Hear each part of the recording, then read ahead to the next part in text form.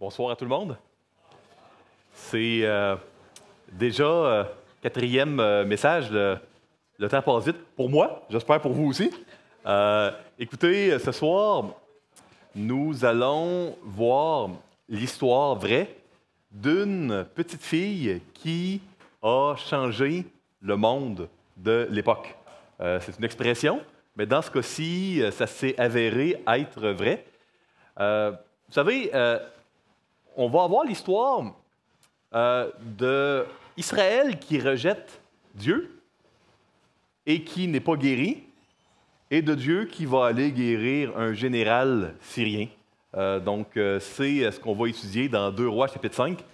Peut-être que vous vous dites, faut pas charrier, hein, quand on veut faire des parallèles avec l'Évangile, est-ce que vraiment il peut y avoir un parallèle entre 2 Rois 5?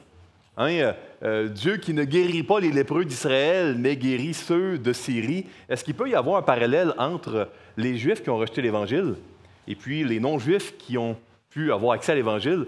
Oui, un parallèle.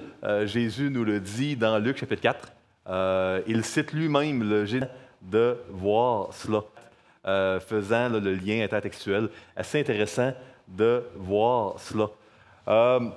Commençons par un petit mot de prière, puis on va plonger dans le texte. Seigneur Dieu, nous sommes devant toi, dépendants complètement de toi pour que tu puisses toucher nos cœurs, puis utiliser ta parole vivante pour nous faire du bien, comme tu le fais vraiment dans le livre des rois. Que cette parole, la tienne, puisse nous amener à te rendre un culte qui est de mieux en mieux, qui nous amène à vivre la vie que tu veux que l'on vive, Seigneur. C'est dans le nom de Christ que nous prions. Amen.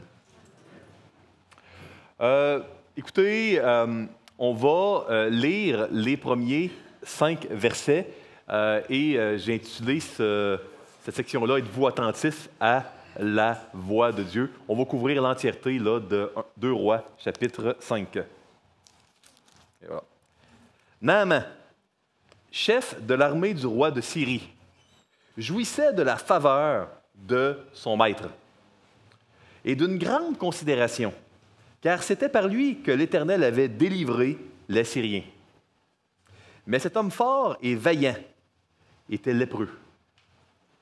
Or, les Syriens étaient sortis par troupes, et il avait amené captive une petite fille du pays d'Israël qui était au service de la femme de Naaman.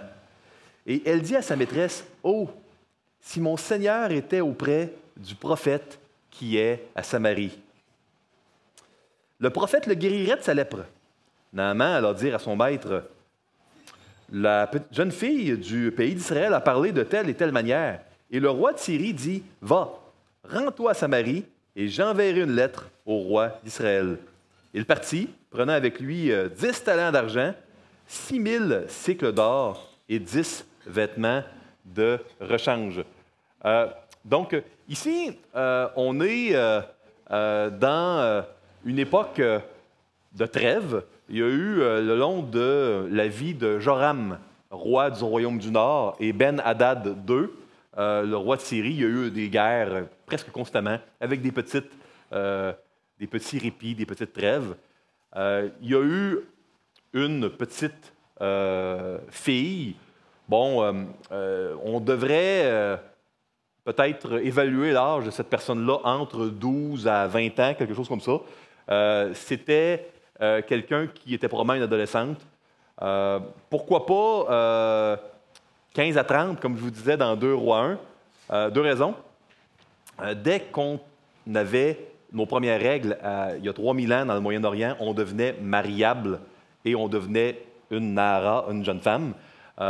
On devenait donc une jeune femme paradoxalement plus vite qu'un jeune homme à cette époque-là. Deuxièmement, on a mis un adjectif que Louis II a traduit par « petite ».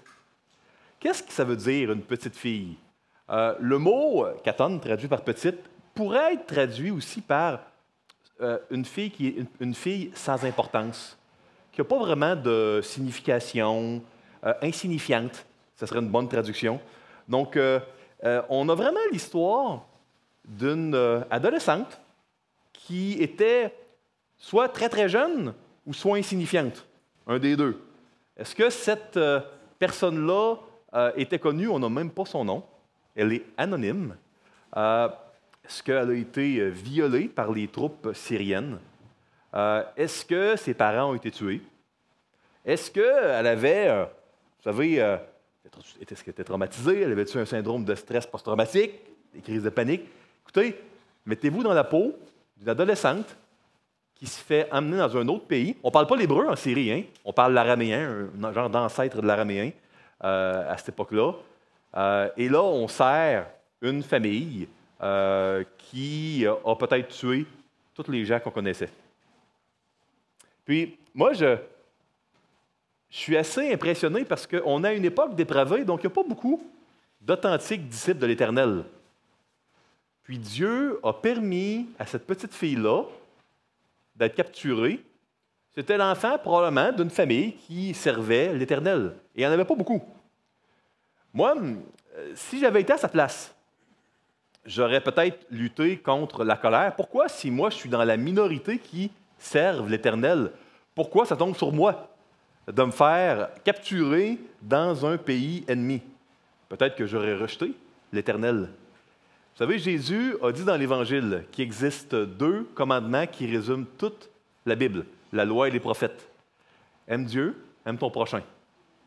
C'est aussi difficile et aussi simple que cela. Et cette petite servante-là, qui connaissait probablement pas grand-chose de la Bible, elle aimait Dieu. Elle aimait Dieu parce qu'à une époque dépravée, elle sait qu'il y a un homme de Dieu à Samarie qui peut guérir pas seulement les Juifs, n'importe quel être humain de la lèpre. On a également quelqu'un qui aime son maître parce qu'il est lépreux, puis elle veut trouver une solution. Donc, c'est assez remarquable de voir cet exemple-là. Puis moi, la première application que je veux donner ce soir, si vous vous sentez insignifiant, c'est carrément ce que le mot katon veut dire. Hein? Si vous vous sentez insignifiant, insignifiante, vous dites, moi, comment je peux avoir un impact? Le Seigneur se plaît à utiliser les gens qui, humainement, sont moins connus, plus anonymes. Les gens insignifiants ont plus de chances, statistiquement quasiment, d'être utilisés par Dieu pour des grandes choses que les gens qui sont très connus selon les standards humains de ce monde. Très encourageant pour ça. Également, si parfois vous ne comprenez pas pourquoi il y a des choses souffrantes qui vous arrivent, il faut déconnecter l'idée que c'est une genre de justice ou une condamnation. Il n'y a plus de condamnation pour ceux qui sont en Jésus-Christ, Romains 8.1. Donc, le Seigneur a un plan, puis il n'a jamais dit que ce serait facile. Donc ça, c'est le préambule, et c'est comme ça que s'ouvre le récit véridique de la guérison de cet homme-là. Je veux souligner les mêmes choses que j'ai soulignées dans 2 Rois 1. Vous souvenez-vous, je vous disais, Acasia, il était malade, mourant, puis pourtant, c'était l'homme le plus important du royaume du Nord. Bien, ici, on a presque la même chose. On est à Damas. Dans ces années-là, Damas, c'était peut-être la plus belle ville du monde, ou une des plus belles villes du monde. On n'est pas l'homme le plus important, mais le 2e. Le roi de Syrie lui-même dit que c'est son bras droit, son numéro 2. Il était certainement imposant. C'était un héros de guerre. Il avait eu la victoire de son pays qui lui était crédité. Naaman veut dire, en hébreu ancien, soit beau ou plaisant à regarder, gracieux. Peut-être qu'il portait bien son nom jusqu'à ce qu'il ait la lèpre. Lèpre qui est une maladie terrible. On n'est pas certain si c'est la même lèpre qu'on connaît de nos jours, mais il y avait une maladie de peau, là.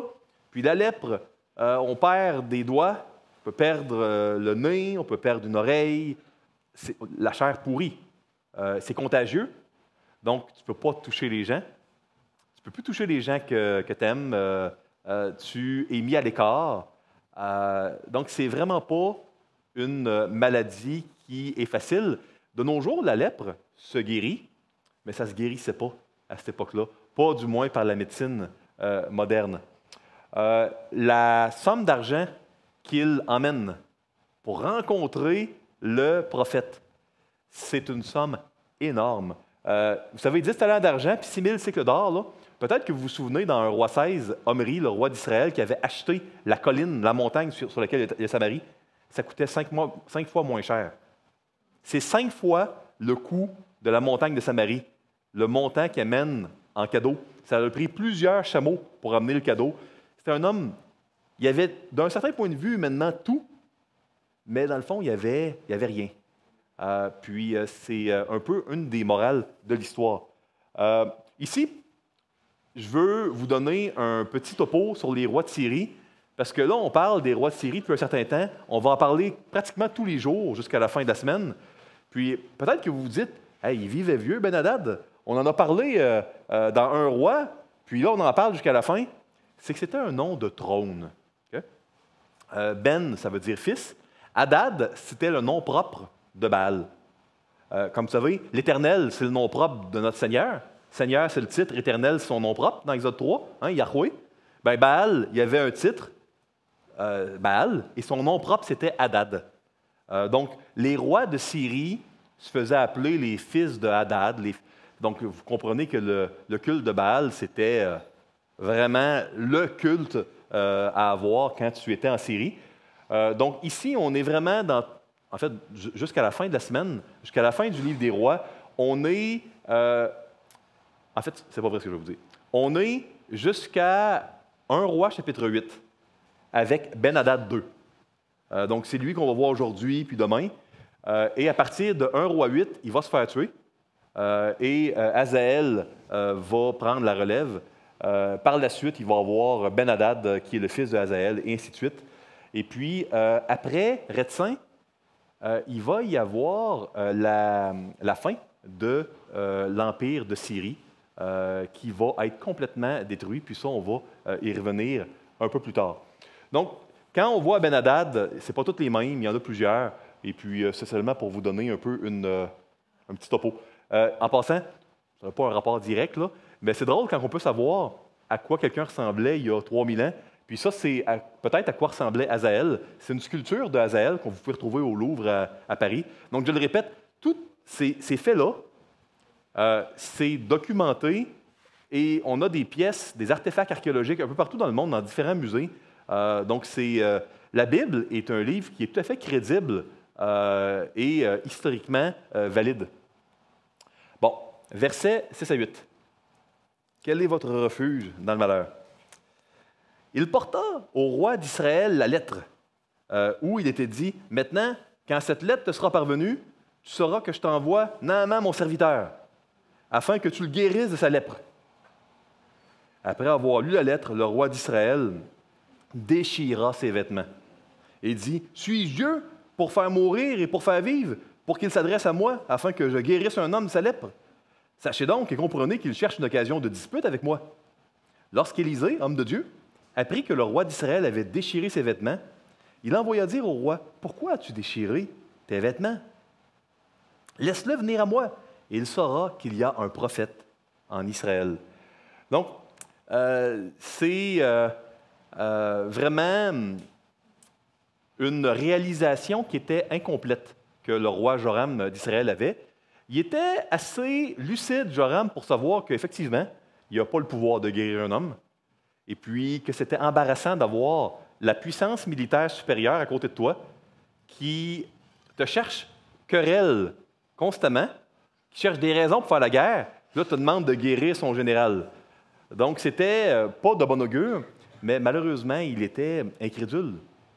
Toujours dans l'incrédulité étaient, malheureusement, à partir de ce moment-là, à part une exception, j'ai eu les rois du royaume du Nord, et il n'y avait pas porté à aller vers Dieu pour refuge quand il y a des moments difficiles. Quand on voit l'idée de déchirer ses vêtements, c'était la manière de marquer un deuil à l'époque. Comprenez que les vêtements, c'était très coûteux. On n'avait pas d'usine textile, c'était fait à la main. Les gens avaient un vêtement, des fois un vêtement de rechange quand ils étaient fortunés. Donc, c'était un signe de deuil assez important là, et visible quand on déchirait ses vêtements. Lisons maintenant les versets 9 à 14, et puis il va survenir quelque chose qui est plutôt intéressant. Naaman vint avec ses chevaux et son char, et il s'arrêta à la porte de la maison d'Élisée. Souvenez-vous, il y a plein de chameaux, il y a une escorte, forte somme, et puis il a pris la peine d'aller au roi avant. Élisée lui fit dire par un messager, « Va et lave-toi 7 fois dans le Jourdain. Ta chair deviendra saine et tu seras pur. » Verset 11. Naaman fut irrité. Et il s'en alla en disant, « Voici, je me disais, il sortira vers moi, il se présentera lui-même, il invoquera le nom de l'Éternel, son Dieu, il agitera sa main sur la place et guérira le lépreux. Les fleuves de Damas, l'Abana et le Parpar ne valent-ils pas mieux que toutes les eaux d'Israël? Ne pourrais-je pas m'y laver et devenir pur? » Et il s'en retournait et parlait avec fureur. Verset 13. Mais ses serviteurs s'approchèrent pour lui parler et dire, « Mon père, si le prophète t'avait demandé quelque chose de difficile, ne l'aurais-tu pas fait? Combien plus dois-tu faire ce qu'il t'a dit? Lave-toi et tu seras pur. » Verset 14. Il descendit, puis le mot « descendre » ici a une connotation double. Oui, il est descendu, mais c'est tu descends dans le sens que tu t'es humilié, là, puis tu as ravalé un peu l'orgueil. Il descendit alors, dans les deux sens du terme, et se plongea 7 fois dans le Jourdain, selon la parole de l'homme de Dieu, et sa chair redevint comme la chair d'un jeune enfant, et il fut pur. Puis ici, on peut voir que Naaman a presque loupé la guérison pour une raison, parce qu'il était en colère. Vous savez, s'il était parti, il serait parti lépreux, il serait mort, puis il va se convertir dans quelques versets. Il serait parti disciple de Baal au lieu d'être disciple d'Éternel. On va voir très certainement Naaman au ciel, on ne l'aurait pas vu. Tout ça à cause de sa colère. Moi, je veux vous poser la question, est-ce que vous êtes en colère ce soir? Vous savez, la colère, ça peut vraiment amener quelqu'un à complètement bousiller sa vie. La colère ici n'était pas parce que Élisée lui a craché au visage. La colère était parce qu'il ne se sentait pas respecté. Ici, certainement qu'il y a eu un manque d'honneur. Écoutez, tu fais un pays, tu vas vraiment faire de plusieurs jours de marche avec une délégation, une visite dans un autre pays. La personne t'envoie un petit message, puis tu avais amené un cadeau de plusieurs millions de dollars. Puis elle envoie un messager en disant « Ah, va faire telle chose. » Ça l'a certainement insulté Naaman. Naaman devait être habitué d'avoir énormément d'honneur et d'égards comme étant le général. Mais comprenez, ça l'a presque tué, ça, cette colère-là qu'il a eue. Certainement que la gratuité le dérangeait. Pourquoi ça le dérangeait? Parce que quand on paye quelque chose, on a un certain contrôle. On a des recours si on n'est pas satisfait. On a le mérite ou l'illusion d'avoir le mérite d'avoir quand même participé parce qu'on a gagné l'argent, etc., qu'on a payé. Et quand on paye des choses, parfois, si on donne beaucoup d'argent, les gens peuvent être reconnaissants, etc. Donc, payer donne un contrôle. Les gens qui sont fortunés sont habitués d'avoir du respect de plein de personnes parce qu'il y a des gens qui ont des bénéfices secondaires autour d'eux. Certainement que l'exclusivité du traitement, ça l'a dérangé. Il mentionne qu'il aurait aimé mieux aller se baigner dans les fleuves de la Syrie, de Damas. Puis ça, ce n'est pas surprenant, ça l'a toujours dérangé les gens qui n'appartiennent pas à Dieu. Lisez les écrits des pères de l'Église, vous allez voir que qu'est-ce qui dérangeait les Romains dans les premiers siècles du christianisme? Le fait que les chrétiens disaient qu'il y avait juste un Dieu. Qu'est-ce qui a dérangé durant longtemps plein de peuples exclusifs? Que c'est le seul chemin. Bien, ça, c'est le message de la Bible. Puis si la Bible est vraie, ça veut dire que les autres ont tout tort, puis n'ont pas raison. Donc, c'est choquant de nos jours, mais ce n'est pas nouveau. Ça l'était à l'époque également. Ce message-là était un peu, regarde, Rimon, le dieu. Rimon était un des noms de Baal. Les dieux avaient beaucoup de noms de trône puis de titres. Ça veut dire que c'est pas bon. Puis la Syrie, ça ne fonctionne pas. Puis il y a un seul vrai Dieu, puis il est en Israël. Donc, peut-être qu'on peut se dire, il aurait dû se forcer un peu, Élisée, pourquoi il n'a pas été au moins le saluer? Moi, j'ai l'impression que Dieu, il y avait une ambition plus grande que Naaman. Naaman voulait seulement être guéri de sa lèpre, mais il y avait une lèpre plus dangereuse qui rongeait le cœur de Naaman. Puis le Seigneur voulait guérir Naaman de sa lèpre, mais pour ça, il y avait un ennemi, un obstacle qui s'appelait Naaman, puis son orgueil, puis sa fierté. Le Seigneur, il ne peut pas nous amener à lui sans nous amener premièrement à réaliser qu'on ne peut pas se sauver soi-même, puis qu'on a besoin de lui.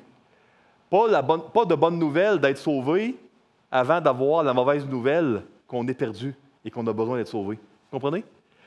Et puis, je crois que, loin de vouloir le choquer, puis être arrogant, Élisée puis le Seigneur, il voulait sauver Naaman. Si Naaman avait payé le gros prix, puis il y aurait eu énormément de dégâts, puis des fanfares, et puis énormément d'honneur, peut-être qu'il aurait été guéri de sa lèpre, mais pas celle de son cœur. Je vous ai parlé tantôt que j'ai vu plusieurs personnes bousiller leur vie. Moi, je suis conseiller biblique. Je rencontre des gens chaque semaine, habituellement, pour des suivis où ils veulent qu'on connecte la Bible à des situations qu'ils vivent, de toutes sortes. J'ai vu des gens qui ont bousillé leur vie parce qu'ils recherchaient le respect, puis ils sentaient qu'il n'y avait pas le respect, qu'il y avait une injustice au niveau du respect ou au niveau de l'estime. Parfois, des gens, la colère va les amener à abandonner le Seigneur.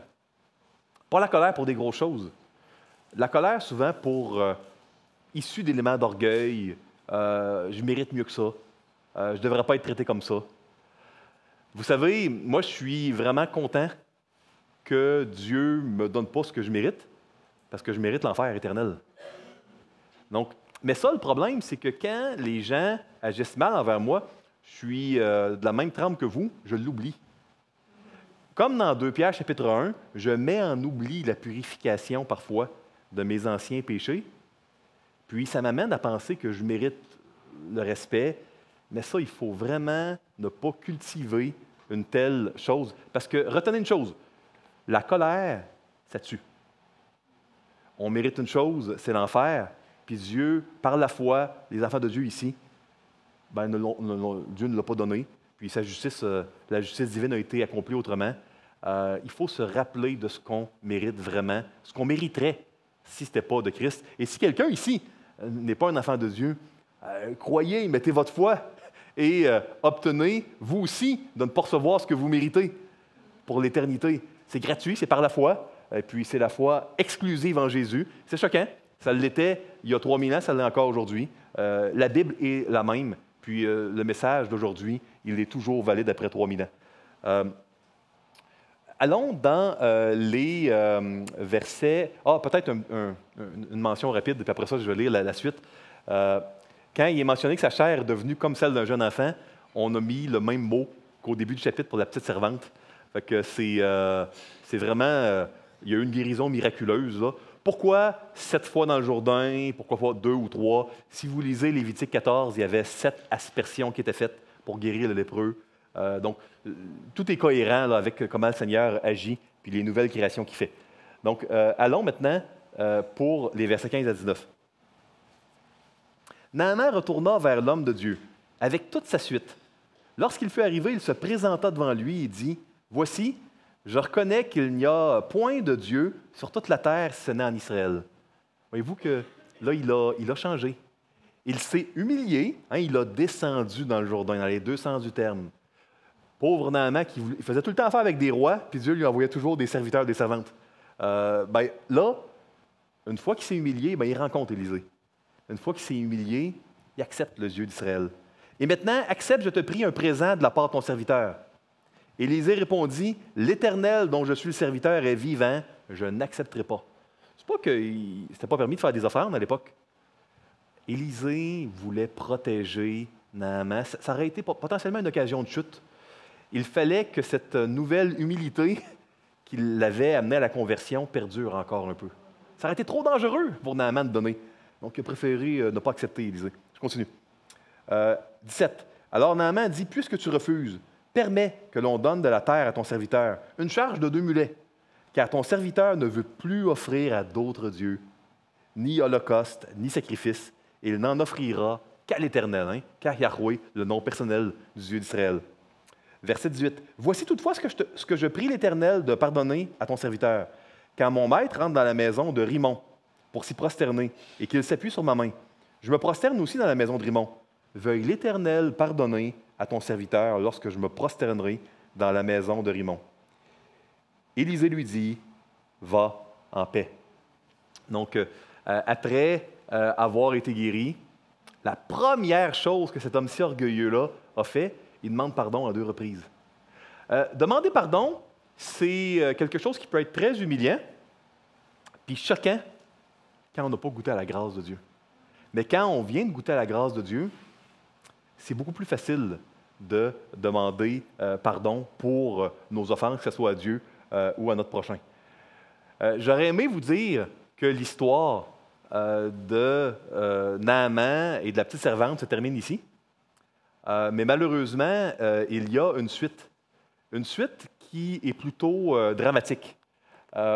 Il va y avoir un contraste, comme les anciens Hébreux aimaient en faire, un contraste négatif avec Naaman, et ça va être avec le serviteur d'Élisée, Géasi. Lisons maintenant les versets.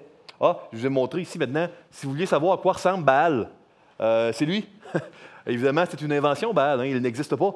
Mais c'était vraiment souvent une figure humaine avec tête de taureau.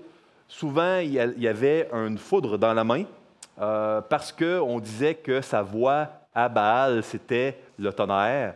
Son arme, c'était vraiment la foudre. Baal était le dieu de la guerre, le dieu de la pluie, du tonnerre, de l'orage. Donc, quand ce n'est pas la saison, ça veut dire que Baal est moins fort que Dieu si le Nil ou encore le Jourdain s'assèche, etc.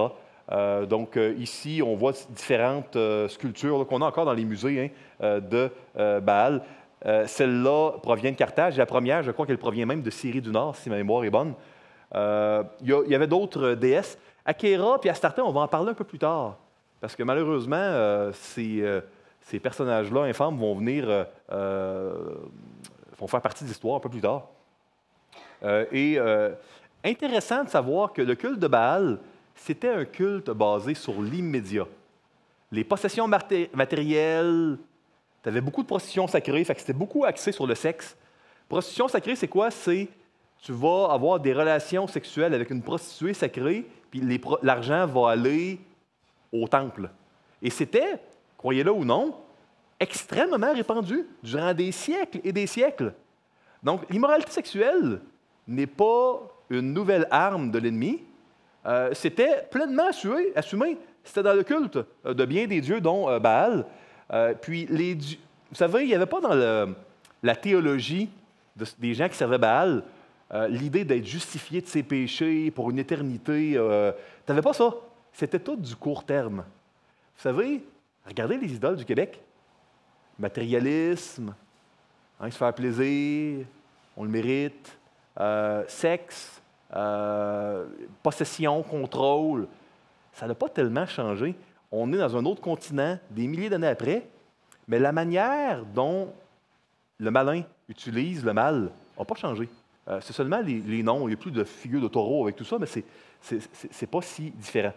Bon, 19 à 27.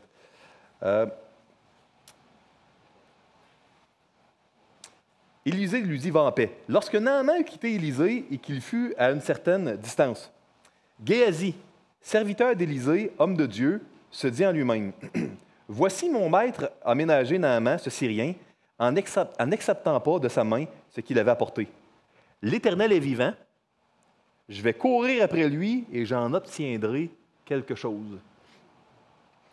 Géasi avait vécu probablement pauvrement, comme étant le jeune homme avec Élisée, puis il avait vu là, dans Naaman tellement de richesses.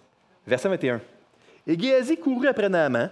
Naaman, le voyant courir après lui, descendit de son char pour aller à sa rencontre et dit, « Tout va-t-il bien? » Il répondit, « Tout va bien. Mon maître m'envoie te dire, voici, il vient d'arriver chez moi 2 jeunes gens de la montagne d'Éphraïm, d'entre les fils des prophètes. » Il avait bâti son histoire. Donne pour eux, je te prie, 1 talent d'argent et 2 vêtements de rechange. Naaman dit, consens à prendre 2 talents. Il le pressa, et il serra 2 talents d'argent dans 2 sacs, donna 2 habits de rechange, et les fit porter devant Géasi par 2 de ses serviteurs. Arrivé à la colline, Géasi les prit de leurs mains et les déposa dans la maison, et il renvoya ces gens qui partirent. Puis il alla se présenter à son maître. Élisée lui dit, « D'où viens-tu, Géasi? » Il répondit, « Ton serviteur n'est allé ni d'un côté ni d'un autre. » Un mensonge en entraîne un autre. Hein? 26. Mais Élisée lui dit, « Mon esprit, littéralement dans l'original mon cœur, n'était pas absent lorsque cet homme a quitté son char pour venir à ta rencontre. Est-ce le temps de prendre de l'argent et de prendre des vêtements, puis des oliviers, des vignes, des brebis, des bœufs, des serviteurs et des servantes? La lèpre de Naaman s'attachera à toi et à ta postérité pour toujours. » Et Géasi sortit de la présence d'Élisée avec une lèpre comme la neige. On a malheureusement l'histoire de 2 personnes. Une personne qui était fière, orgueilleuse, autosuffisante, et puis son obstacle a été sa colère. Et on a Géasi qui, lui, avait un problème qui était là depuis bien plus longtemps que cette journée-là. On appelle ça la convoitise.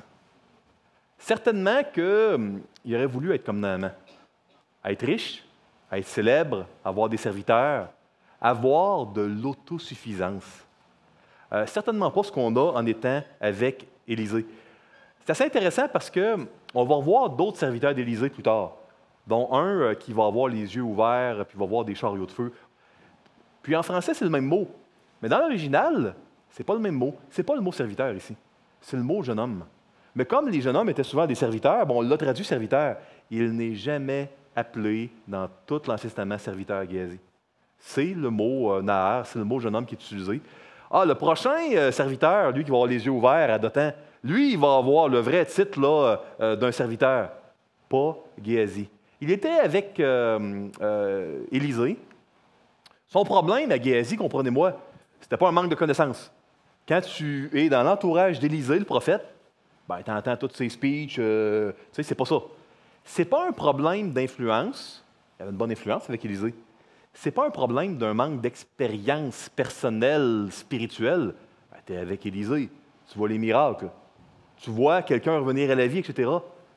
Malgré, donc retenez bien la leçon ici, malgré des expériences spirituelles puissantes, malgré de la connaissance, malgré des bonnes influences, il est possible que la convoitise tue également et autodétruise, bousille la vie de quelqu'un. Et ça aussi, je l'ai vu. J'ai vu la colère amener des gens à scraper leur famille, à abandonner le Seigneur. Et j'ai vu la convoitise également faire ça. La convoitise, ça commence toujours par des pensées qui sont cultivées. Plusieurs personnes m'ont dit, après avoir fait une bêtise, une bévue, « Ah, j'aurais jamais pensé de ma vie que j'aurais pu faire ça. » Mais quand on les questionne, ça a commencé par la convoitise. Quand on fait des bêtises qui bousillent notre vie, on n'a pas prévu ça, on ne voulait pas ça, mais c'est ce que la convoitise fait. Et moi, ce soir, mes frères et mes sœurs, je veux humblement, de tout mon cœur, vous dire, prenez garde à la colère. La colère issue de ne pas vous sentir respecté, estimé suffisamment. Prenez garde également aux convoitises secrètes que vous pouvez cultiver. La solution à la colère, c'est de descendre et de s'humilier devant Dieu. Et la convoitise, c'est la repentance. Puis parfois, on a besoin d'aide, et puis c'est correct. Élisée aurait sûrement aidé Géasi s'il l'avait demandé, mais malheureusement, on a le contraste ici entre l'Israélite qui a rejeté, qui n'a pas été béni, alors que le Syrien qui s'est humilié, lui, a été béni. Donc ici, on voit un beau contraste intertextuel. Hein? On voit un Israélite qui va voir Baal-Zébub dans 2 Rois 1, Acasia qui meurt. Le général syrien, lui, est guéri. Naaman, un Syrien, est syrien, mais sa foi le sauve. Géasi est israélite, mais il va être lépreux jusqu'à la fin. j'aimerais vous laisser avec des applications à garder dans votre cœur.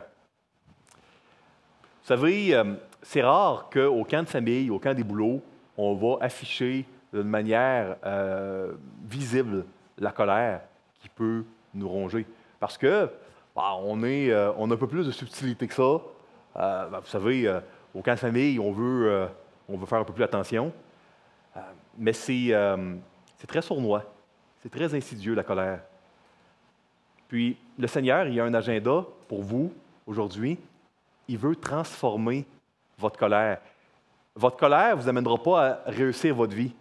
Je l'ai dit plus tôt, hein, les commandements de Dieu servent tous à nous rendre heureux, à nous amener à réussir notre vie. Il n'existe aucun commandement de Dieu qui est juste pour nous enlever du plaisir, puis que ça ne nous amènera pas à réussir notre vie. Il n'en existe aucun. Tous les commandements, c'est pour nous amener à réussir notre vie, pour nous amener à avoir le bonheur. Et puis, si vous avez de la colère, attendez pas d'être engourdi comme le roi Joram ou comme Ben-Hadad. Là, son général va être guéri. Il va voir toutes sortes de choses surnaturelles, mais il va mal finir, Ben-Hadad, puis Joram aussi. Parce que la lèpre, vous savez, ça nous amène à perdre la sensibilité, hein, on ne sent plus les choses. Hein. Bien, la lèpre spirituelle également nous amène à plus sentir la descente vers l'autodestruction, vers le cimetière, pour prendre les mots de Salomon dans Proverbes chapitre 7. Hein, on ne sent plus qu'on est en train de descendre vers le cimetière. Êtes-vous en colère? Si oui, c'est important de revisiter les faits que vous méritiez juste l'enfer. Et puis, quand bien même vous êtes dans une situation, il y a des gens, même proches de vous, qui vous méprisent, puis c'est injuste, je peux vous garantir que ce n'est pas l'enfer. Et tout ce qui n'est pas l'enfer, ben, c'est la grâce. On mérite l'enfer. Donc, même si on est dans une situation terrible, ce n'est pas l'enfer qu'on mérite, on a la grâce. Puis ça, cette vérité-là qui est un peu scandaleuse, c'est le plus puissant remède que je peux vous donner contre la colère. Les colères les plus tenaces peuvent être défaites. Parce que la colère, dans sa définition même, c'est ressentir une injustice. Quand on revient à la justice de Dieu des Écritures, ça nous permet de casser cette fausse injustice personnelle-là qui nous détruit. Puis que Dieu ne veut pas. Dieu veut enlever notre colère. On devient quelqu'un de bien plus agréable aux yeux de Dieu quand on n'est plus en colère. Ça ronge, ça détruit, ça pervertit. Quel est votre refuge dans le malheur? Normalement, elle voulait voir des rois, mais Dieu savait qu'il y avait un travail d'humilité à faire. Il a envoyé des serviteurs, des servantes tout le long. C'est quoi votre refuge? Est-ce que c'est l'argent? Est-ce que c'est dans votre famille? Est-ce que vous vous sentez comme un moins que rien? Si vous venez et vous dites, moi, je n'ai pas tant de colère, puis la convoitise, bon, c'est pas ça, on en a tous, mais ce n'est pas l'élément majeur, mais je me sens comme un moins que rien, je me sens insignifiant, insignifiante. Bien ça, bonne nouvelle, Dieu va certainement vous utiliser puissamment dans votre vie. C'est ce qu'il fait constamment dans les Écritures. C'est ce qu'il a fait avec la petite servante dont on ne connaîtra jamais le nom, sinon au ciel. Attention aux convoitises secrètes qui sont là, année après année, et qui vont vous dire « Ah, c'est inoffensif ». Ça ne se matérialisera pas, ça reste dans la tête.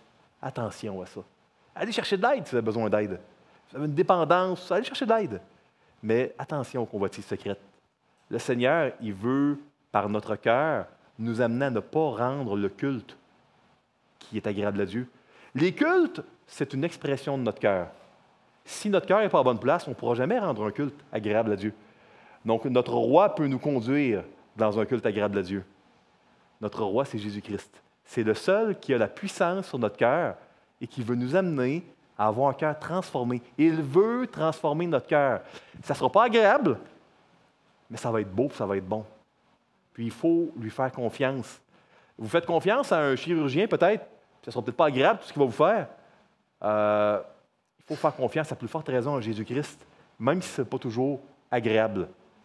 Puis ce n'est pas sans douleur ce qu'il va faire. Notre cœur va causer un culte, qu'on le veuille ou non. Notre cœur va nous amener à avoir un culte de même nature que nos affections. Ça, c'est une réalité, ça. Puis il faut s'en rendre compte aujourd'hui. Laissez-moi terminer par un mot de prière. Seigneur Dieu, merci pour ce récit qui nous rappelle nos ennemis, nos vrais ennemis. La colère, la convoitise secrète, l'idée de se penser comme un moins que rien, puis de penser que ça fait une différence à tes yeux dans ton plan glorieux. Ah Seigneur, merci de nous rappeler la vérité. Permets que ce soit une vérité qui touche notre cœur.